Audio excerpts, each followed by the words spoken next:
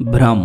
एक दिन एक संत प्रातःकाल भ्रमण हेतु किसी समुद्र के तट पर पहुंचते हैं। संत का ध्यान वहां पर एक पुरुष पर गया। वह पुरुष एक स्त्री की गोद में सर रखकर सो रहा था। उस पुरुष के पास में एक शराब की खाली बोतल भी पड़ी हुई थी। यह सब देखकर संत ने सोचा कि ये पुरुष कितना विलासी और तामसिक है, जो कि सुबह सुबह शराब का सेवन करके एक स्त्री की गोद में सर रख करके प्रेमालाप कर रहा है। कुछ देर के बाद समुद्र में से किसी दूसरे मनुष्य की चिल्लाने की आवाज आने लगी। वो मनुष्य समुद्र में डूब रहा था, इसलिए वो बचाओ बचाओ ऐसे चिल्ला रहा था।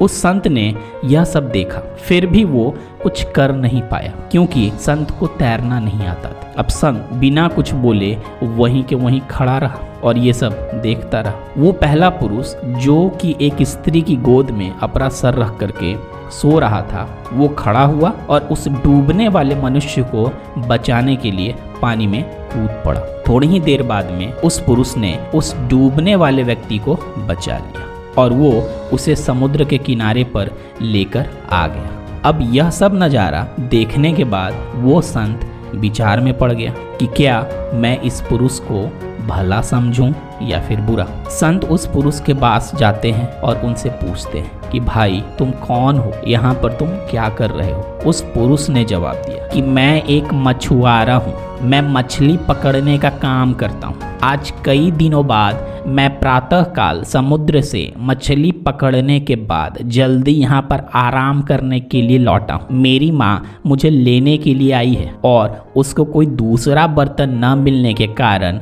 वह इस मदिरा की बोतल में पानी भरकर मेरे लिए ले आई है। मैं कई दिनों की यात्रा से काफ़ी थक गया हूँ और इस भोर के सुहाने मौसम में ये पानी पीकर अपनी थकान कम करने के लिए माँ की गोद में सो गया। यह सब बातें सुनकर संत की आंखें नम हो जाती हैं। संत सोच रहा था कि मैंने जो कुछ भी देखा और उसका अंदाज़ा लगाया वो सब गलत था।